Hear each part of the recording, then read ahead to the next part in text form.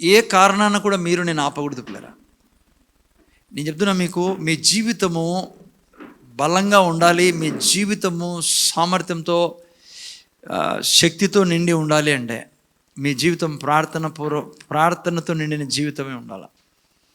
జాగ్రత్తగా నేను పిల్లరా, నాకు దాంట్లో పోయే టైం లేదు, కానీ జస్ట్ మీకు హింట్ ఇచ్చి వేరే విషయాల్లోకి వెళ్ళాలా.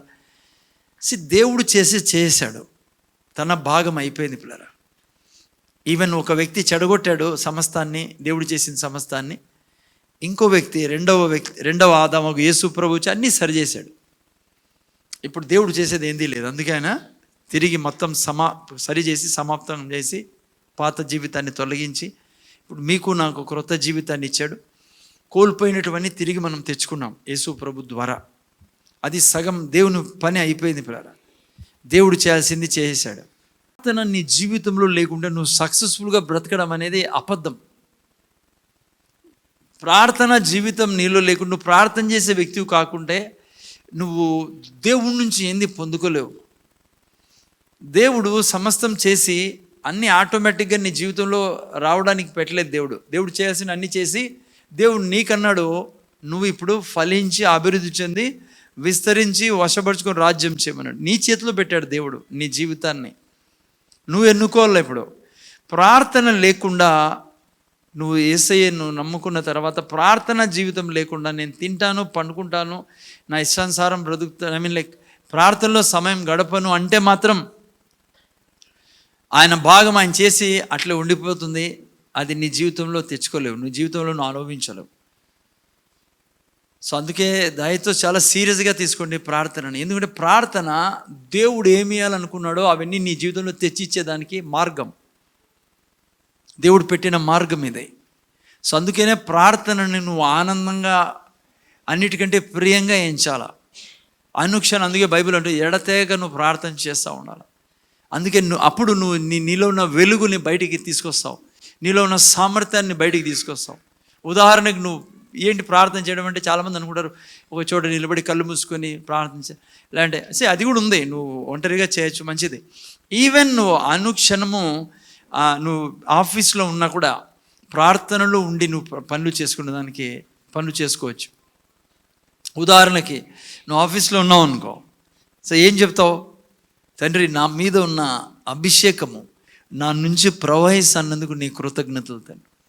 నా మీద ఉన్న అభిషేకము ఈ ఆఫీస్లో ఉండేవారి మీద ఉన్న ప్రతి భారాన్ని విరగొడుతున్నందుకు నీ కృతజ్ఞత. That's a prayer. అలాంటి ఎడతెగ ఎట్లా చేస్తావు నువ్వు ప్రార్థన? యేసుప్రభు చేయలేంది చెప్తాడా చేయమని? ఎందుకు బైబిల్ చెప్తుంది ఎడతెగక ప్రార్థన చేయమని? సో ప్రార్థన అది కూడా ఉంది. నువ్వు గంట సేపు కూర్చోవడం, 2 గంటల సేపు కూర్చోవడం, 7 గంటల సేపు కూర్చోవడం చాలా మంచిది అది. సరే అట్లని చెప్పేసి నేను ఎట్లా గంట సేపు 2 గంటలకు కూర్చోరని చెప్పేసి నువ్వు ప్రార్థనే పక్కన పెట్టావనుకో, నాది టైమే లేదని నువ్వు అనుభవించలేవు దేవుడు ఇచ్చినది. నువ్వు చెప్పాలి, ప్రభా స్వస్థపరిచేదానికి నువ్వు నన్ను అభిషేకించి ఉంచావు, నేను ఎవరి మీద చేయి పెట్టినా యేసు నామములో వారు ఆరోగ్యం పొందుకుందరు కాక, అందుకే నేను ఉన్నాను ఈ లోకంలో, నేను వెలుగును తండ్రి. వాళ్ళ మాటలు వినమని నమ్మకండి, దేవుడు ఏం చెప్పాడు అవి నమ్మండి.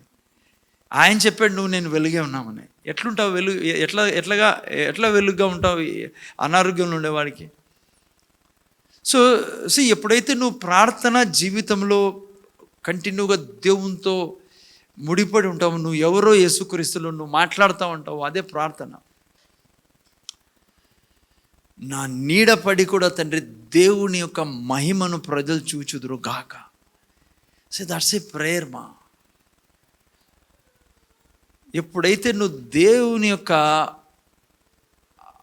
అనుక్షణము ఆయన సంబంధంలో ఉంటావు, తండ్రి మేలులు తప్ప పీడని చూసే జీవితం కాదు నాది.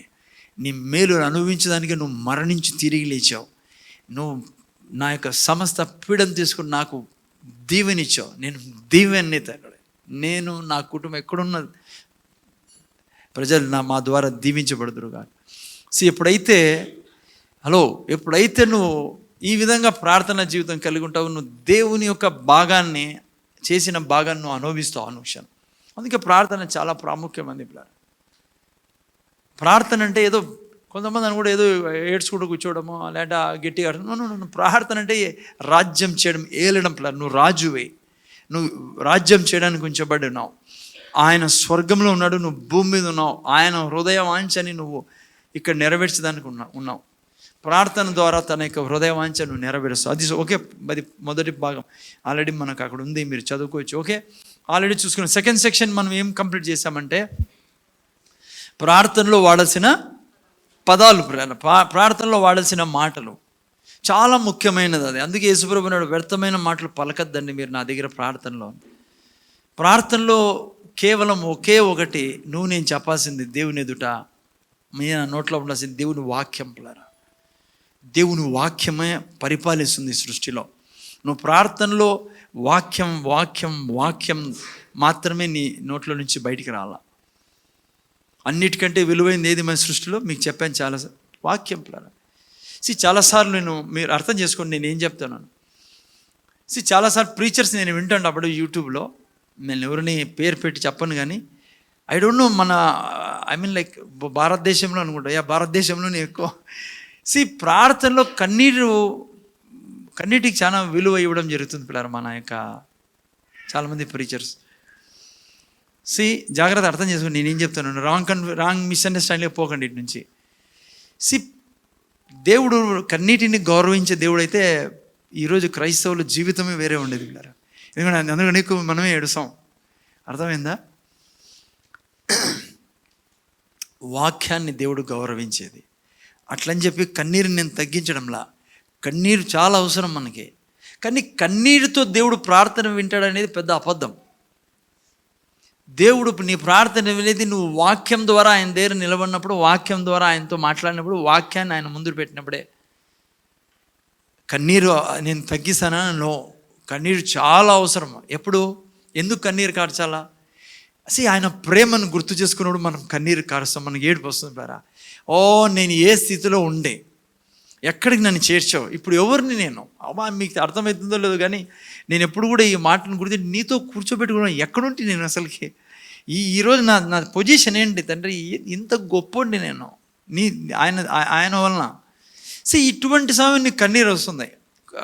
నీ జీవితంలో జరిగిన అద్భుతాలు, నీ పిల్లల కొరకు చేసిన అద్భుతాలు, నా కుటుంబంలో నా పిల్లల్లో చేసిన అద్భుతాలు. మా వాడికి ఈరోజు నేను గుర్తు కూడా చేస్తున్నా, ఏదో మాట్లాడుకుంటాం మేము. కరోనాలో ఎంతోమంది లోకాన్ని విడిచి వెళ్ళిపోయారు పిల్లలు. మా ఇంట్లో అదే సీన్ ఉండే. నేను వాడికి ఎప్పుడు గుర్తు చేస్తానంట, ప్రాణం పోసాడు ఆయన. నేను అది గుర్తు చేసుకుంటేనే నేను నీకు ఇంకా నీ కొరకు అనుక్షణము నీ సేవలో జీవిస్తాను. పెద్ద పెద్ద యాక్సిడెంట్ నుంచి దేవుడు మనల్ని కాపాడాడు పిల్లరా. ఎవడో ఉండాల్సింది ఆ జైల్లోనో ఆ స్టేషన్లోనో కోర్టుల చుట్టూ తిరుగుకుండా ఉండాల్సింది మీరు నేను. రకరకాలుగా పిల్లరా మిమ్మల్ని నన్ను ఆయన కాపాడాడు. అవి గుర్తు చేసుకుంటే ఏడుస్తాను, నేను ఏడుస్తాను పిల్లరా. మీకంటే ఎక్కువ నేనే ఏడిచేది. నేను కొన్నిసార్లు ఎవరికైనా ఏమన్నా అన్నా ఏడుస్తా, కొంత అనుకోకుండా ఐ మీన్ నన్ను తప్పుగా తీసుకోదని నా ప్రాబ్లం. కానీ నేను ఏమంటానంటే చాలామంది దైవజనులు కన్నీటి ప్రార్థన ద్వారా దేవుడు నీ ప్రార్థన వింటాడనేది పచ్చి అబద్ధం. అదే నువ్వు కన్నీరు కార్చాలా. సపోజ్ మీ ఫాదర్ తాగుడు అలవాట్లో ఉన్నాడు, మీ ఫాదర్ చర్చికి రావడంలా, లేదంటే మీ అన్నదమ్ములు ఎవరైనా సరిగ్గా లేరు, ఆత్మీయంగా లేరు, you should cry. Not like నీ ఏడుపు కాదు ఆయనకి మీ అన్నని మార్చేది, మీ నాయనని మార్చేది. అక్కడ మార్చేది మీ బంధువుల్ని కానీ ఎవరైనా మార్చేది ఏంటంటే, ప్రభా నువ్వు ఇటువంటి మనిషిని కూడా నువ్వు ప్రేమించి ఆయన కొరకు ప్రాణం పెట్టి ఆయన మీద ఉన్న చీకటిని తొలగించావు తండ్రి. నీ కృతజ్ఞతలు తండ్రి. ఆ వ్యక్తిని నువ్వు మారుస్తున్నందుకు తండ్రి. ఆ వ్యక్తిని నువ్వు చూడు, చర్చిలో రావడం, ఆ వ్యక్తి బైబిల్ చదువుని చూడు. ఎందుకంటే నీకు అసాధ్యమైనది ఏది లేదు తండ్రి. నువ్వు మార్చే దేవుడు. నువ్వు బైబిల్లో ఎగ్జాంపుల్ ఇచ్చావు, సౌల్ని పౌలుగా మార్చిన దేవుడు. ఆ విధంగా మనం దేవుని యొక్క వాక్యాన్ని తీసుకొని దేవుని మహిమపరచాలా. ఆ వ్యక్తి స్థితిని చూసి మనం ఏడ్చొచ్చు. ఎందుకంటే ఈరోజు నేను కీర్తన అడిగాను, మీ బాబాయ్ చనిపోయిన ఆయన ప్రభు తెలుసా ఆయనకని తెలియదు అంకుల్, ఆయనకి అసలు యేసు ప్రభు గురించే తెలియదు అన్నాడు.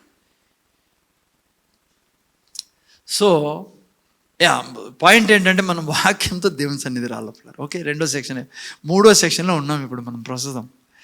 మూడో సెక్షన్ ఏంటి? ఆన్సర్డ్ ప్రేయర్స్, జవాబు పొందుకునే ప్రార్థనల గురించి నేర్చుకుంటూ ఉన్నాం మనం. మీకు తెలుసా బైబిల్ ప్రకారము ప్రతి ప్రార్థనకు దేవుడు జవాబు ఇస్తాడు. ఎస్పెషల్లీ మనం నేర్చుకుంటాం ఏ ప్రార్థన గురించి? ప్రేయర్ ఆఫ్ పిటిషన్, అంటే ప్రేయర్ ఆఫ్ అర్జీ, యాచన, అభ్యర్థన, విన్నతి, కోరిక, అర్జీ అంట తెలుగులో. పిటిషన్ అంటే అర్థం. మనం ప్రేయర్ ఆఫ్ పిటిషన్ గురించి మీకు బోధిస్తాను గత 2-3 వారాలు. ఎందుకంటే ప్రేయర్ ఆఫ్ పిటిషన్లో నువ్వు ప్రార్థన చేస్తూనే నువ్వు జవాబు తీసుకునే ప్రార్థన ఇది. ఈ ప్రార్థన ఎలా చేయాలనేది మనం నేర్చుకుంటా ఉన్నాం. ఈ ప్రార్థన ఎలా చేయాలో నేర్చుకున్నప్పుడు మీకు ప్రతి ప్రార్థనకి ఆన్సర్ ఇస్తాడు దేవుడు. ఎందుకంటే ప్రేయర్ ఆఫ్ పిటిషన్ అట్లా. అది వేరే ప్రార్థనలు ఉన్నాయి, prayer of intercession, prayer of dedication, prayer of worship, ఆ తర్వాత ప్రేయర్ ఆఫ్ కాన్సిక్, చాలా ప్రార్థనలు ఉన్నాయి. అవి రానున్న దినాల్లో మనం నేర్చుకోవచ్చు. నేను సెల్ గ్రూప్లో కూడా అవి చెప్తాను. ఇంటర్సెసరీ ప్రేయర్ రేపు వారం నాది సాతాను గురించి అక్కడ నేర్పిస్తాను సెల్ గ్రూప్లో. అందుకని ఇక టైం లేదు కాబట్టి మన దగ్గర. ఎవరైనా వినాలంటే వెడ్నెస్డేది వినండి. సాతాను ఎవరు, ఆ తర్వాత వాడు పని ఏంటి, వాడు నిన్న వారం మనం చూసుకున్నాము. వాడిని ఆర్జిన్ గురించి చూసుకున్నాము. ఎక్కడ పుట్టాడు, ఎందుకు అలా తయారయ్యాడు, ఇప్పుడు వాని యొక్క ఎయిమ్ ఏంటి, ఇప్పుడు ఏం చేస్తున్నాడు సాతాను, ఇప్పుడు వాడి కోరిక ఏంటి. నేను చెప్పాను సెల్ గ్రూప్లో వానికి 2 కోరికలు ఉన్నాయి వానికి. ఏం చెప్పండి సెల్ గ్రూప్ వచ్చిన వాళ్ళు? సారీ వాడు చేస్తానే 2 పనులు ఏమంటే అక్యూజ్ చేస్తుంటాడు. అక్కడ దేవుని దగ్గర మన గురించి అక్యూజ్ చేస్తుంటాడు. ఇక్కడ నిన్ను ఎప్పుడు అక్యూజ్ ఏమంటే తెలుగులో నింద వేస్తుంటాడు. నింద అది ఉంది. వాని కోరిక అడుగుతున్నా. అవి 2 వాని పనులు. దేవుని దగ్గర వాడు వీడు మంచోడు కాదు, నేను చంటి వింటాను కదా, చంటి మంచోడు కాదు, చంటి ప్రార్థన చేసుకోలే. అక్కడ యేసుప్రభు మన కొరకు విజ్ఞాపన చేస్తాడు. ఆయన రక్తాన్ని చూపిస్తూ, ప్రభువా ఈ వ్యక్తి కోసం నా రక్తం కార్చబడింది అన్నప్పుడు దేవుని ఉగ్రత మన మీద రాదు. ఎందుకంటే రక్తం మన కొరకు విజ్ఞాపన చేస్తాను. రెండవది ఏం చేస్తాడు వాడు, మనకు ఇక్కడ అక్యూజ్ చేస్తా అంటాడు. మన దగ్గరికి వచ్చి నువ్వు ప్రార్థన చేసుకున్నావా? ప్రార్థన చేసుకోవాలని నేనే చెప్తున్నాను, కానీ వాడు ఆ విధంగా నిన్ను ఏడిపిస్తాడు. నువ్వు అట్లా చూస్తువి, ఇట్లా చూస్తువి, నువ్వు మంచోడు కాదు, నువ్వు చాలా చెడ్డోడివి, నీ మనసులో ఇట్లుంది, నువ్వు అట్లా వాడివి, ఇట్లా వాడివి అని వాడు ఎప్పుడు నీలో అక్యూజ్ చేస్తా అంటాడు, దోషారోపణ చేస్తా అంటాడు. అప్పుడు ఏం చేస్తావు? ఆడంటే యేసుప్రభు ఉన్నాడు, ఈడేం చేస్తావు, నువ్వేం చేస్తావు? సగం మందికి తెలియకనే అనారోగ్యంలో పడతా ఉంటాం, మనం చింతలో ఉంటాం. ఎప్పుడు వానికి వాక్యం ద్వారానే జవాబు ఇవ్వాల. వాని దగ్గర వాడు కింద కూలిపోయేది ఒక మాటతో. ఫస్ట్ మాట ఎప్పుడు చెప్పండి, నేను నీతిమంతుడిని, నేను నీతిమంతురాలిని. అంటే దానికి అర్థం ఏమో తెలుసా? యేసయ్య రక్తంతో నేను కడగబడిందని. రక్తము అనేది వాడిని నాశనం చేసి పెడుతుంది. ఎప్పుడు వానికి జవాబు ఇవ్వలేను, నేను నీతిమంతుడిని, పరిశుద్ధుడిని, దేవుడు ఎంత పరిశుద్ధుడో అంత పరిశుద్ధుడిని, దేవునికి పుట్టిన వాడిని, నేను కామ క్రోధ లోభ మద మత్సరాలు లేని వాడిని, యేసయ్యలా దయాలు ఉన్నాయి, కనికరపూర్ణయి. బైబిల్ అంటుంది పిల్లలు, దీనివల్ల మనం దయాలులమై ఏం చేస్తుంటాం? అప్పిస్తుంటామంట. నువ్వు ఎందుకు ఒప్పుకోదాన్ని? నువ్వు ఒప్పుకున్నప్పుడు వాక్యాన్ని వాడు నీ దగ్గర నిలవలేడు. ఓకే, ఇది వాడు చేసే పని. కానీ వాని కోరిక ఏంటి? సెల్ గ్రూప్లో టైంలో కోరిక ఏంటి? రెండు కోరిక. రెవెంజ్ తీసుకోవాలా. ఎవరితో? తెలుగులో ఏమంటే రెవెంజ్ని ప్రతీకారం తీసుకో. ఎవరి దగ్గర? దేవునితో ప్రతీకారం. దేవుని ప్రతీకారం తీసుకున్న దానికి ఎవరి మీద చేయబెడితే ప్రతీకారం తీరుతుంది? మనుషుల మీద. సెల్ గ్రూపులు మనం చూసుకున్నాం. రెండోది ఏంటి? వానికి పని వాని కోరిక ఏంటి? ఏం కోరిక? పూజింపబడాల. ఏం కోరిక? పూజింపబడాల. నేను సెల్ గ్రూప్లో చెప్పాను బుధవారం వేస్తారం, పూజింపబడాల. చూసారా ప్రపంచంలో ఇప్పుడు పూజింపబడాలి వాడు. ఎందుకంటే వాని కోరిక ఆడేమునింది? దేవుళ్ళ పూజింపబడాలని. ఎక్కడ? స్వర్గంలో కూర్చోవాలని. అక్కడి నుంచి తరిమేశాడు దేవుడు. ఆ కోరిక పోలేమంది. అందుకే ఆదాము చూసి అన్నాడు, ఈ వ్యక్తిని పట్టుకుంటే నేను పూజింపబడతాను. అందుకే బైబిల్ విగ్రహారాధనకి విరోధమైంది. ఎప్పుడు పూజింపకూడదు మనం ఏదాన్ని కూడా, దేవుణ్ణి తప్ప. కేవలం విగ్రహమే కాదు, చాలాసార్లు చాలా పూజలు చేస్తూ ఉంటాం మనము. దేవుని బిడ్డలు కూడా ఏ దానికి ప్రాధాన్యత ఉండకూడదు. ఈవెన్ భర్త కూడా దేవుని తర్వాతే, తల్లిదండ్రులు కూడా దేవుని తర్వాతే. మతంలో తల్లిదండ్రులు మొదట అంటుంది మతం. మనం మతంలో లేము. మనము దేవునితో, దేవుని సంతానంగా, దేవునిలో ఉన్నాం, మనం దేవుని సంతానం. సో అందుకే మనకు ప్రాధాన్యత ఎవరు? దేవుడు. నేను మీకు ఈ వారం కాదు, రేపు వారం ఈ సండే కాదు, రేపు సండే, ఈ సండే మళ్ళా సండే కొన్ని విషయాలు మిమ్మల్ని తీసుకొస్తా.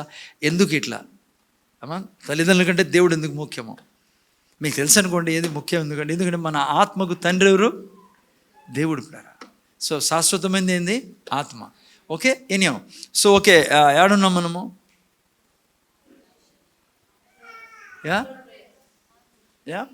ఆన్సర్ ప్రేయర్స్లో ఉన్నాం. ఓకే, సో ప్రేయర్ ఆఫ్ పిటిషన్లో ఉన్నాం. సో ఓకే, ఆన్సర్ ప్రేయర్లో కొన్ని స్టెప్స్ మనం నేర్చుకుంటా ఉన్నాం. ఇవి చేస్తే మన ప్రార్థనకి ఎప్పుడు జవాబు ఉంటుంది. ఏదంటే ప్రేయర్ ఆఫ్ పిటిషన్లో, ప్రేయర్ ఆఫ్ అర్జీలో ఈ విధంగా ప్రార్థన చేస్తే మనం ఎప్పుడు విజయంలో ఉంటాం. ఆ ప్రార్థన మనకు జవాబు దొరుకుతుంది. ఫస్ట్ ఏంటది? ఫస్ట్ ఏం పాయింట్? ఎస్ సార్, కన్విన్స్డ్ అయి ఉండాలా. తెలుగులో దృఢ నిశ్చయత ఉండాలా. ఖచ్చితంగా నువ్వు నమ్మాలా. ఏంటి కన్విన్స్ కావాలా? దేవుడు ప్రార్థన వినే దేవుడు. ఫస్ట్ నీకు కావాల్సినది, దేవుడు ప్రార్థన వినే దేవుడు. దేవుడు నీ ప్రార్థన వినాలా, నీకు అన్నీ ఇవ్వాలా, నీ ప్రార్థనకి జవాబు ఇవ్వాలనే నీలో నుంచి పాపం తొలగించినది ఆయన పాపంగా మారిండదే నిన్ను ఆశీర్వదించదాన్ని, నీ ప్రార్థనకి జవాబు ఇచ్చేదానికి. అందుకే చూడండి, కొంతమంది దైవజనులు చెప్తారు కదా, దేవుని టెలిఫోన్ నంబర్ ఏంటి? 333. ఓకే సార్, మన టెలిఫోన్ నంబర్ 333లో ఏం రాబడింది? ఇర్మియా గ్రంథంలో, call unto me I will answer you. ఆ తర్వాత మీరు బైబుల్ యేసు ప్రభు రావడం ఎండింగ్ వరకు మీరు చూస్తే ప్రార్థన గురించి చెప్పడం, అడుగుడి మీకు ఇవ్వబడను. లూకా సువార్త 11వ అధ్యాయం చదివి బ్రహ్మాండమైన అధ్యాయం అడగడంలో, అడుగుడి మీకు ఇవ్వబడను, తట్టుడి మీకు ఇవ్వబడను. మత్తయి సువార్త 7:7. ఆ తర్వాత మీరు చూసుకున్నా కూడా, మీరు చెడ్డవారై ఉండి మీ పిల్లలకు మంచి మంచి ఈవులను ఇస్తారే. దినమంతా మనం ఎవరి కోసం ఉన్నామ్మా? అమ్మా, ఎవరు ఉన్నారా ఇక్కడ? మీరు ఉద్యోగం చేసి సంపాదిస్తుందంతా పక్కింటి వాళ్ళకి కోసమని నాకు తెలిసి ఎవడు ఉండడు అట్లా. అమ్మా, ఎవరి కోసము? మరి దేవుడు ఇదంతా సృష్టించింది ఎవరి కోసము? ఎందుకు ఇవన్నీ ఉన్నాయి సృష్టిలో? ఎందుకు?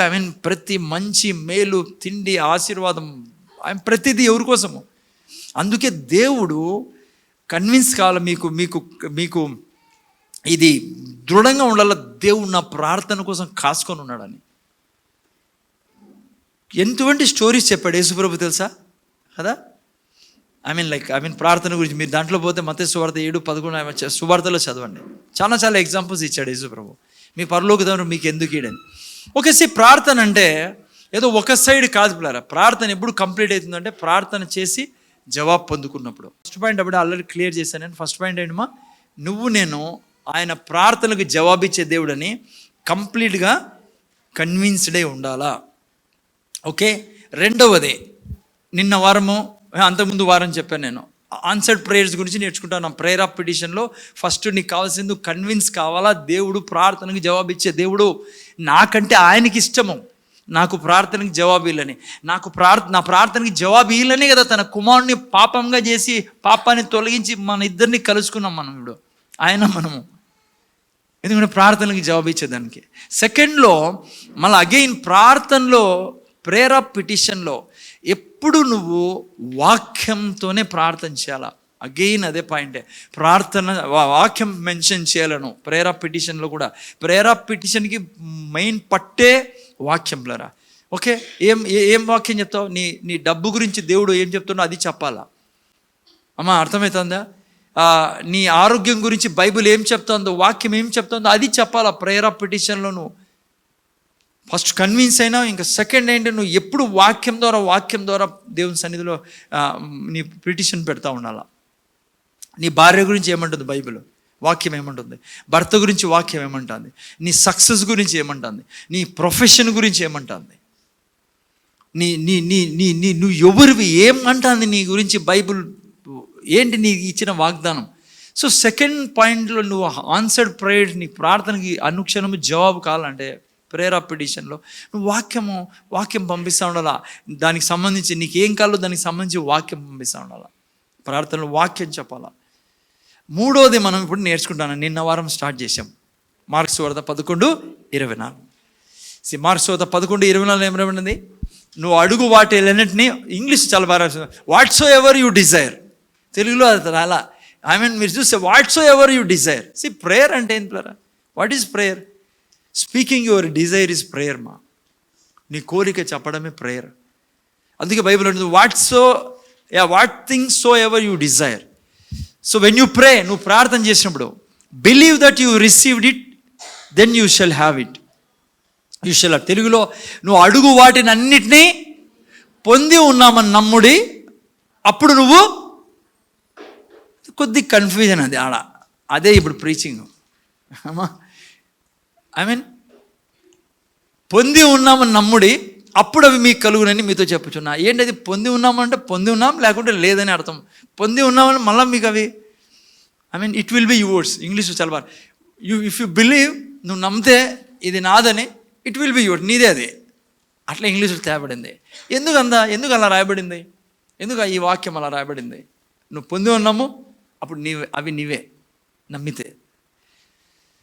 సో ఓకే, దాని గురించి నిన్న వారం కొన్ని విషయాలు చూసుకున్నాం. ఈరోజు కూడా కొద్ది దాని గురించి ప్రీచింగ్. ఓకే, మీరు నేను ఎప్పుడు గుర్తుపెట్టుకోవాల్సిందే, మీరు నేను భౌతిక లోకంలో ఉన్నాం, అదే సమయంలో మనం ఆత్మీయ లోకం ద్వారా ఆవరించబడి ఉన్నాం. రెండు లోకాల్లో మనం జీవిస్తున్నాం. ఓకే, మనం భౌతిక లోకంలో ఉన్నాం. అందుకే మనకు పంచేంద్రియాలు దేవుడు ఇచ్చాడు ఈ లోకంలో బ్రతికేదానికి. ఈ లోకంలో బ్రతికేదానికి ఏం కావాలమ్మా? మనకు పంచేంద్రియాలు కావాలి కదా. సో మనం రెండు కళ్ళు కలిగిన చూస్తున్నాం అమ్మా, ఎక్కడ పోయినా కళ్ళు అవసరం మనకు. ఆ తర్వాత మనము లైక్ స్పర్శ, వేడి ఉందా, చల్లగా ఉందా, లేకుంటే టేస్ట్ రుచిగా ఉందా లేదా, కారమా ఉప్పా, ఓకే, టచ్, సీను, హియరింగ్, పంచేంద్రియాలు తెలుసు కదా. సో ఈ భౌతిక లోకంలో మనం జీవిస్తూ ఉన్నాం. అందుకే దేవుడు మనకు పంచేంద్రియాలు ఇచ్చాడు. అయితే సర్వము ఇదే అనుకున్నావు అనుకో, అప్పుడు నువ్వు డేంజర్లో పడతావు. ఏంది? ఇదే సర్వం, కనపడతా ఉండేదే, నాకు ముట్టుకుంటా ఉండేదే ఉండేది సమస్తము, నాకు కనపడతా ఉండేది ఉండేది సమస్తము, నేను ఏది టచ్ చేస్తానో అదే ఉండేది, లేకుంటే ఏది టేస్ట్ చేస్తానో అదే ఉండేది, ఏది స్మెల్ చేస్తానో అదే ఉండేదంటే, అప్పుడు నీకు దేవునికి మధ్య సమస్య వస్తుంది అమ్మా. నీకు సమస్య వస్తుంది, దేవునికి ఏం సమస్య రాదు. కానీ జస్ట్ ఎ డేంజరస్ థింగ్. ఎందుకంటే ఆత్మీయ లోకము మనల్ని, ఆత్మీయ లోకంలో మనం ఉన్నాం, ఆత్మీయ లోకం మనల్ని ఆవరించి ఉంది. ఓకే, చూడండి దీని గురించి బైబిల్లో ఒక వాక్యం చదవండి నాతో పాటు. కొలస్సీలు రాసిన పత్రిక 1:16. ఓకే, దేవుడు ఈ రెండు లోకాలని సృష్టించాడు పిల్లరా. ఇంగ్లీష్లో సీన్ రిలం, అన్సీన్ రిలం అంటారు, ఫిజికల్ రిలం, స్పిరిచువల్ రిలం అంటారు. తెలుగులో భౌతిక లోకము, ఆత్మీయ లోకము. ఓకేనా, చూసి చదివితే 1:16 చదువుతారు. ఏలైనగా ఆకాశం అందున్నవి, భూమి అందున్నవి, దృశ్యమైనవి, అదృశ్యమైనవి కానీ. ఓకే, ఆ తర్వాత చూస్తే అవి సింహాసనలైనను, ప్రభుత్వములైనను, ప్రధానులైనను, అధికారులైనను సర్వమును ఆయనందు సృజించను. చూసారా, ఆకాశం అందున్నవి అంటే ఆకాశం మీద ఏమున్నాయి కదా, మీకు నాకు కనబడనివి చాలా ఆకాశం మంది ఉన్నాయి పిల్లరా. దాన్నే మనము ఆత్మీయ లోకంలో గురించి మాట్లాడుతున్నాం. ఇంగ్లీష్లో విజిబుల్, ఇన్విజిబుల్ థింగ్స్. సో మనం చూస్తున్నాము దేవుడు వీటిని సృష్టించాడు. అందుకే ఇంకో చోట చాలా బాగా రాబడింది. 1 కొరింథీ 2:9 చూస్తే ఇంకా అక్కడ చాలా మంచిగా రాబడింది ఆత్మీయ లోకం గురించి. చదువునైనా 1 కొరింథీ 2:9. చదువుతారు. ఇందును గూర్చి దేవుడు తను ప్రేమించు వారి సౌండ్ పెట్టినాను ఏవి సిద్ధపరిచెనో అవి కంటికి కనపడలేదు, చెవికి వినపడలేదు. దేవుడు ఏం సిద్ధపరిచాడు? కంటికి కనపడలా, చెవులికి వినపల్లా, మనిషి హృదయనకు గోచరము కాలేదు అని వ్రాయబడి ఉన్నది. చూస్తే మీరు పిల్లరా, ఇలాగ చాలా వాక్యాలు ఉన్నాయి. దేవుడే ఈ రెండు లోకాలని సృష్టించాడు. భౌతిక లోకంలో మనం ఉన్నామని ఇప్పుడే చెప్పినట్లుగా అవే సమస్తం అనుకోకూడదు మనం. అప్పుడు దేవుని అనుభవించలేం మనం, దేవుని నమ్మలేం మనం, దేవుని అర్థం చేసుకోలేం మనం. ఎప్పుడు సర్వము భౌతిక లోకమే అనుకుంటే, పంచేంద్రియాలు ఏం చెప్తానో అదే సమస్తం అనుకున్నాం అనుకో, మోసపోతాం మీరు నేను.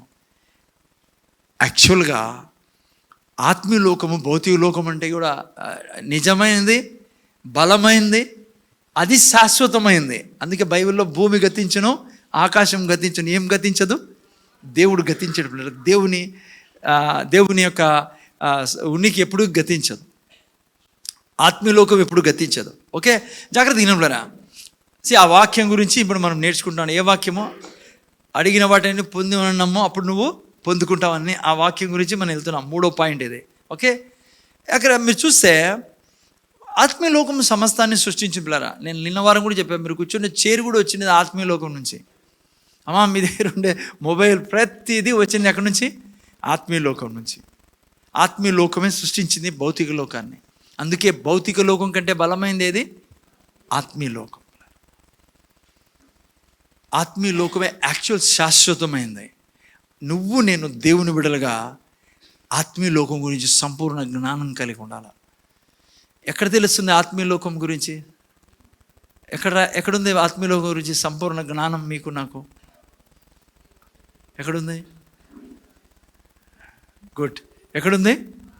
దేవుని వాక్యంలో ఉంది. అందుకే బైబిల్ జీవ గ్రంథము ఈ సృష్టిలోనే ప్రత్యేకమైన గ్రంథం పిల్లరా. ఏ మతంలో కానీ, ఏ దేశంలో కానీ, ఏ యొక్క భాషలో కానీ ఎక్కడ లేని ఒకే ఒక గ్రంథము, జీవ గ్రంథము, పరిశుద్ధమైన గ్రంథం, దేవుని గ్రంథం. దీంట్లోనే నీకు అర్థమైంది అసలు ఆత్మీయ లోకం అంటే ఏంటి, ఎవరున్నారు ఆత్మీయ లోకంలో కదమ్మా.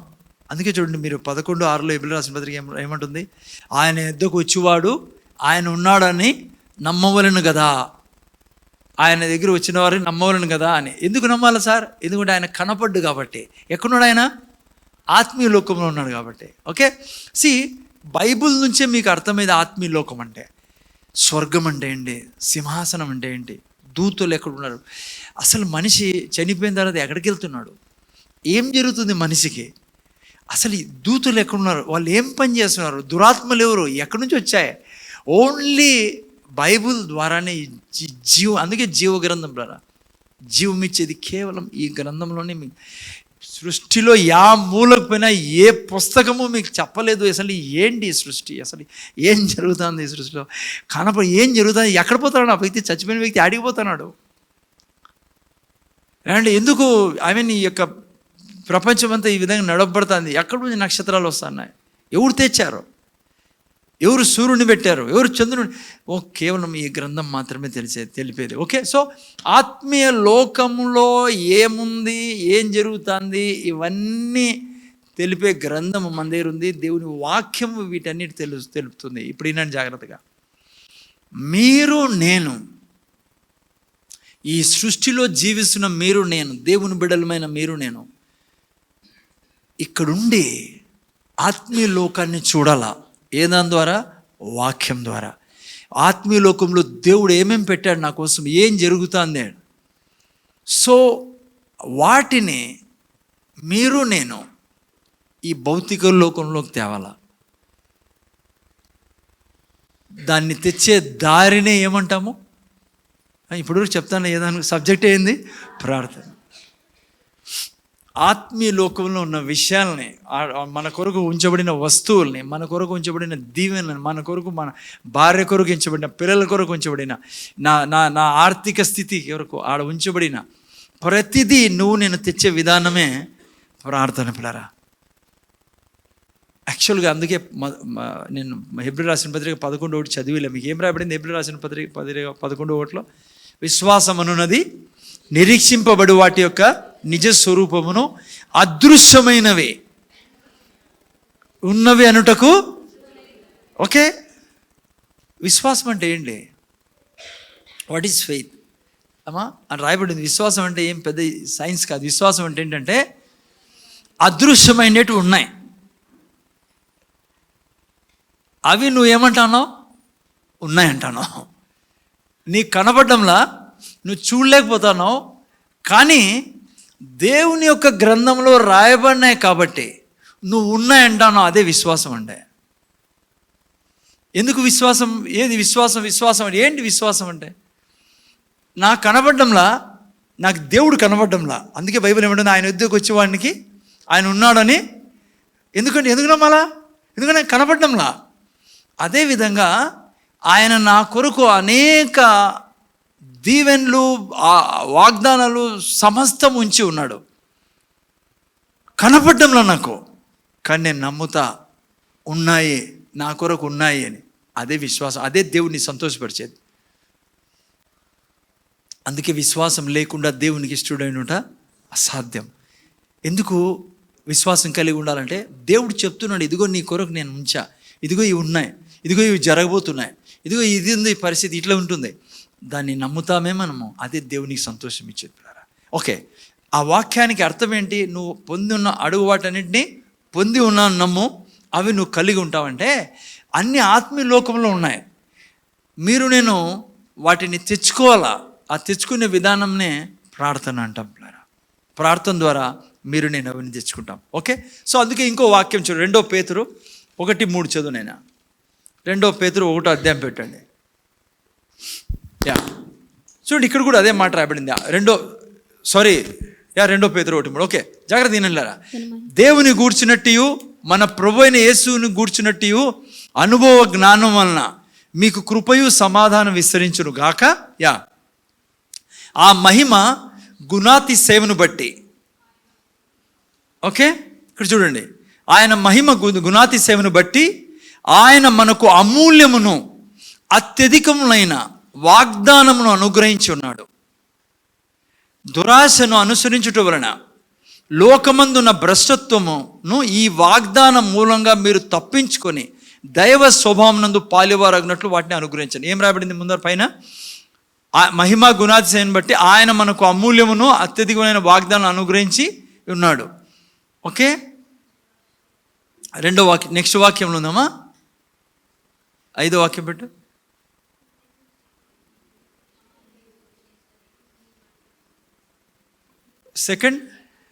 సెకండ్ వాక్యం పెట్టు. 2వ వాక్యం, 3వ వాక్యం. మూడోది తెలుగులో మనకి కొన్ని ఇంగ్లీష్ మనం పిలిచడాన్ని. ఓకే, 3వ వాక్యము దేవుని గురించి మన ప్రభుని. ఆ తర్వాత అమూల్యమును అత్యధికమైన వాగ్దానం అనుగ్రహించున్నాడు. దురాశను అనుసరించడం వలన లోకమందు భ్రష్టత్వమును ఈ వాగ్దానం మూలంగా తప్పించుకొని దైవ స్వభావం నందు పాలివారగినట్లు. ఆ తర్వాత ఏం రాసింది? ఈ హేతు చేత ఇంగ్లీష్లో పెట్టున్నాయినా. 2 పేతురు 1 అధ్యాయం 3వ వాక్యం 3-4 పెట్టు చూడు. తెలుగులో ఏమై దీనిలో యాక్చువల్ ఓకే, ఇక్కడ చూడండి, ఎన్కేజీవినా. చూడండి, according all his divine power had given unto us all things that. అది తెలుగులో లేదా? ఉండాలనే. ఏమిచ్చాడు? ఇది లేదా? God has given unto us all thing that pertain to life and godliness. యాడుంది అది? యా వాక్యం? వాక్యమే అది. 3 అంట పెట్టుమా తెలుగులో. 3 పెట్టావు కదా ఇప్పుడు. 2 పేతురు 1:3. ఆడేం రాబడింది అంటే, భక్తికి జీవమునకు కావలసినవన్నీ ముందు ఉన్నాయిదా? ముందు లేదే. ఉన్నా? I don't know. మళ్ళీ అడివేంట పాప ఇది ఓన్లే. సో తెలుగులో ఉంది, నాకు సంతోషం. తెలుగు బైబిల్లో లేదేమో. అక్కడ చూడండి ఏం రాబడిందో. తన మహిమను బట్టి గుణాతిశయను బట్టి 2వ వాక్యంలో ఉంది. ఇదే మనలను పిలిచిన వాని గూర్చిన అనుభవ జ్ఞానం మూలంగా. చూడండి ఇప్పుడు జాగ్రత్త, అదే నా పాయింట్. ఆయన దైవభక్తికి జీవమునకు దైవశక్తి జీవమునకును భక్తికిని కావలసిన వాటన్నిటినీ దయచేచున్నందునకు కూడా కాదు, అది దయచేసింది యేసుక్రీస్తులో. ఇది ఇంగ్లీష్లో అదే చాలా బాగా రాయబడింది. ఇంగ్లీష్లో పెట్టినైనా 3వ వాక్యము, everything that pertain to life and godliness had given us. ఇవ్వబడింది మనకు. ఇంగ్లీష్లో చూడండి, through the knowledge of him that called has, okay, given us. అన్నీ మీకు నాకు given unto us. ఇంగ్లీష్లో given unto us. ఇంగ్లీష్ తెలిసిన వాళ్ళు ఇది లైక్ పాస్ట్ టెన్స్ ప్లర్ ఇవ్వబడింది. ఏంటి ప్రాబ్లం ఈడ? భక్తికి జీవమునకు. ఓకే, ఫస్ట్ జీవమునకు. జీవం అంటే ఏంటి? నా జీవితానికి ఇక్కడ కావలసినవన్నీ, ఆరోగ్యం విషయంలో కానీ, పిల్లల విషయంలో కానీ, నీ మినిస్ట్రీ విషయం కానీ, నీ భర్త విషయం కానీ, ప్రతిదీ ఈ లోకంలో ఉండే భ్రష్టత్వంలో నువ్వు పడకుండా. ఈ లోకంలో ఏముంది? భ్రష్టత్వం ఉంది. అంటే ఈ లోకంలో కన్నీరు ఉంది, పీడ ఉంది, బీదరికం ఉంది, రోగం ఉంది, శాపం, మరణం ఉంది. నేను దాంట్లో పడకుండా ఉండేదానికి దేవుడు ఏం చేశాడంట? భక్తికి జీవం కావాల్సిన అన్నీ మనకి ఇచ్చేశాడు. ఏ రూపంలో ఇచ్చాడు? వాగ్దాన రూపంలో ఇచ్చాడు, ప్రామిసెస్ రూపంలో ఇచ్చాడు. మన దినచర్యలో మనకు కావాల్సినవి. భక్తి కంటే ఏంటి? భక్తి కంటే దేవునితో నేను అనుక్షణం మాట్లాడే జీవితం కూడా ఇచ్చాడు. దేవుళ్ళ జీవించే జీవితం ఇచ్చాడు. దేవుణ్ణి చూసే జీవితం, దేవుణ్ణి అర్థం చేసుకునే జీవితం, దేవుళ్ళ జీవించే జీవితం, దేవుళ్ళ సామర్థ్యాన్ని విడుదల చేసే జీవితం. యేసు ప్రభు చేయు కార్యములన్నీ చేయుటకే మీకు నాకు సర్వం ఇచ్చాడు. అంటే ఈ లోకంలో ఏదుందో అది మీకు నాకు తగలకోకుండా దేవుడు ఏమై ఉన్నాడో వాటిని అనుభవించే జీవితం ఇచ్చాడు. మళ్ళా ఎక్కడున్నావి? అనంతపురం సాయినగర్లో ఉండే లారీ వేసుకొని నేను డ్రైవింగ్ చేసి మీరంతా వెనకలు కూర్చొని చక్కగా సంచులు తీసుకొని పోయి అన్నీ తెచ్చుకునే వాళ్ళం పిల్లరా. అనంతపురంలో లేదో, ఏడుంది? పరలోకంలో దేవుని సన్నిధిలో ఉన్నాయి. ఏ రూపంలో ఉన్నాయి? వాగ్దాన రూపంలో ఉన్నాయి. చూసారా ఏమేమి ఉన్నాయి? నీకు నాకు భక్తికి జీవానికి కావలసిన అన్నీ ఇచ్చేసాడు ఆయన. డన్. అనంతపురం ఉంటే చాలా బాగుండేది. నన్ను కానీ అడిగింటే దేవుడు ఇటు పెట్టాల్సింది ప్రభావ, ఎందుకు ఊరికే టైం వేస్ట్. వీళ్ళు వచ్చేవాళ్ళు కాదు ఇటుకి, నేను వీళ్ళకి చెప్పేవాడిని కాదు. ఏదో సాయినగర్ పోయి సరుకులు తెచ్చుకున్నట్టు తెచ్చుకునేవాళ్ళు కదా. కానీ దేవుడు అంటాడు నో నో నో, ఎక్కడ పెట్టా? అక్కడ పెట్టాను నేను. అందుకే అక్కడి నుంచి ఇక్కడ తెచ్చుకోవాలంటే ఏం చేయాలా? ఏం మార్గం ఏంటమ్మా చెప్పరే? ప్రీచింగ్. అది ఏంది మార్గము? ప్రార్థన. ఏ రూపంలో పెట్టాడు దేవుడు? అన్ని వాగ్దాన రూపంలో పెట్టాడు. అమ్మ ఏ రూపంలో? అందుకే ప్రార్థనలో ఏం చెప్పాలా? వాగ్దానం చెప్పాలా. అందుకే బైబిలు ప్రింటెడ్ బుక్ కాదు జాను. బైబిల్ ఏం కాదు? ప్రింటెడ్ బుక్ కాదు, గీతలు కాదు, ఏదో రైటింగ్ కాదు, నవల్ కాదు. ఇది మీకు చెప్తున్నా. ఇది ఏందో బైబిల్ ఏందో ఎట్లా అర్థం చేసుకోవాలో మీకు చిన్న ఎగ్జాంపుల్ చెప్తాను నేనండి. సపోజ్ మీరు బ్యాంకుకి పోయినారు. సిస్టర్ ఎక్కడ పోయినారు? గట్టిగా ఒకసారి చెప్పండి. అడిగి పోయినారు? ఎప్పుడైనా పోయినారు లేదు జీవితంలో? ఓకే, బ్యాంకుకి పోయినారు. బ్యాంకుకి పోయి బ్యాంకులో మీరు అడిగారు అక్కడ, అమ్మ వింటున్నారా, డబ్బు గురించి నా డబ్బు ఎంత ఉందా అన్నారు బ్యాంకులో. ముందర చూడాలి. మీకు బైబిల్ అర్థం చేసుకోవాలంటే ఒక ఎగ్జాంపుల్ ఇస్తే మీకు అర్థమవుతుంది బైబిల్ ఏందో. నా డబ్బు ఎంత ఉందా అంటే ఆయన ఏం చేస్తాడు?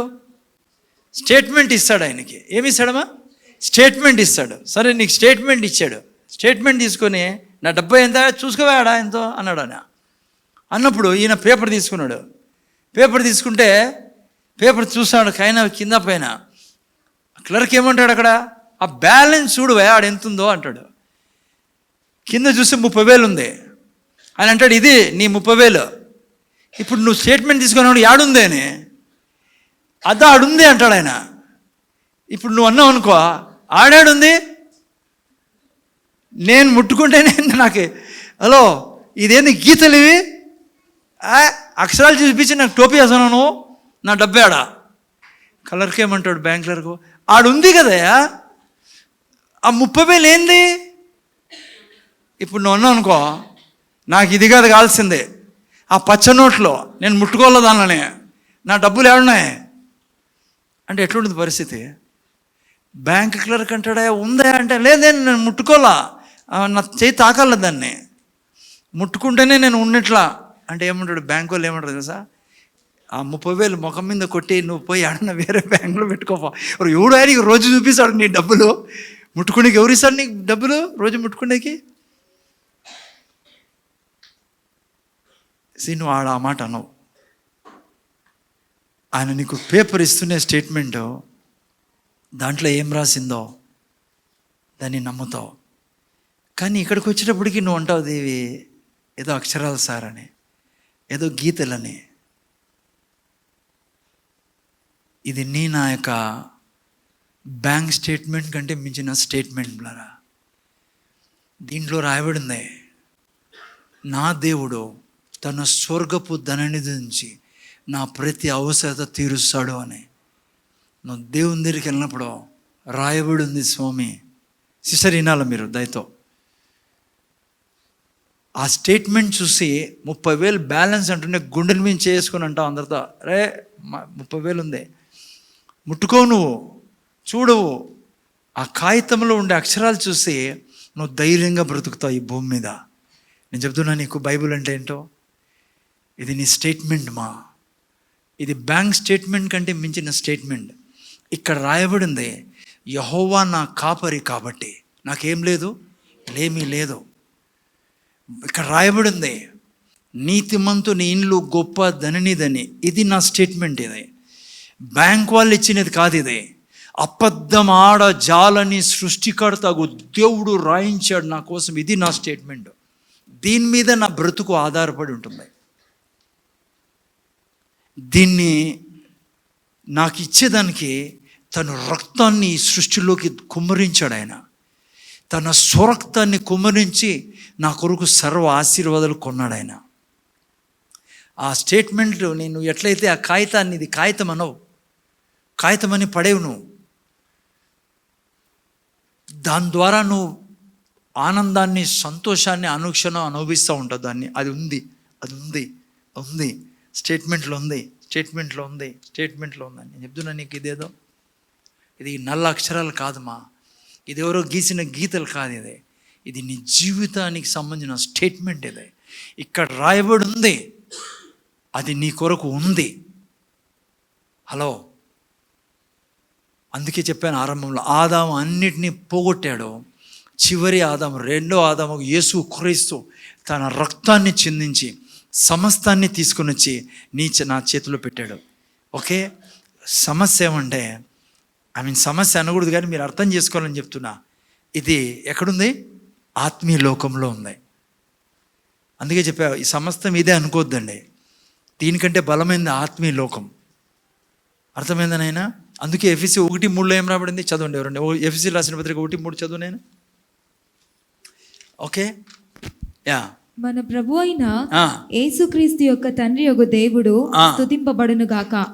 ఆయన క్రీస్తునందు పరలోక విషయములలో ఆత్మ సంబంధమైన ప్రతి ఆశీర్వాదమును మనకు అనుగ్రహించెను. చూసారా? ఆత్మ సంబంధమైన ప్రతి ఆశీర్వాదం క్రీస్తులో మనకి ఏం చేశాడు? దేవుడు అనుగ్రహించాడు. ఇప్పుడు వినండి జాగ్రత్తగా. ఎక్కడున్నాయన్ని? ఆత్మీయ లోకంలో. ఎట్లా తెచ్చుకుంటావు వీటికి? ప్రార్థన ద్వారా. అందుకే ప్రార్థన లేని జీవితము వేస్ట్ చేసుకుంటావు నాయన.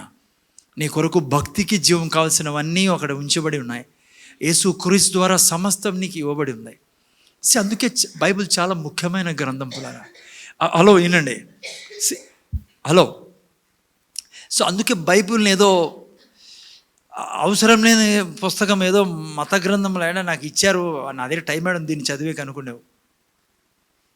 అందుకే దీన్ని మొన్న వారం చెప్పాను నేను మీకు.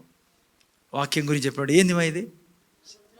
వజ్రాల మూట. ఇది ఏ మూట? వజ్రాల మూట. ఊరికే కాదు చెప్పినది. అట్లా దావీదు చెప్పినది, విస్తారమైన మేలిమి బంగారు కంటే నీ వాక్యం కోరదగినది అని. ఊరికే చెప్పలే అది. విస్తారమైన దోపుడు సొమ్ము కంటే నీ వాక్యం కోరదగినది, నీ వాక్యం నాకు కావాలని. అందుకే బైబిల్ చెప్పదు. బైబిల్ ఏం చెప్తుంది? ఈ విధంగా ఎందుకు చెప్పింది బైబిల్? ఇది దొరికిన వారికి. హలో, ఇది దొరికిన వారికి. ఏం దొరికింది? జీవమును వారి సర్వశరీరానికి. హలో, ఈ స్టేట్మెంట్ ఇదే, నీ జీవితానికి సంబంధించిన స్టేట్మెంట్ ఇదే. అందుకే ఇది దొరికిన వారికి ఏం దొరికిందంట? జీవం పిల్లరా, జీవం దొరికింది. హలో, దేవుని వాక్యము, అందుకే మీరు నేను చదవాలా. ఏం చదువుతుంది వాక్యం? ఏమొస్తుంది వాక్యం చదివినప్పుడు? పోనీ ఇట్లా అడుగుతాను, ఏమొస్తుంది వాక్యం విన్నప్పుడు?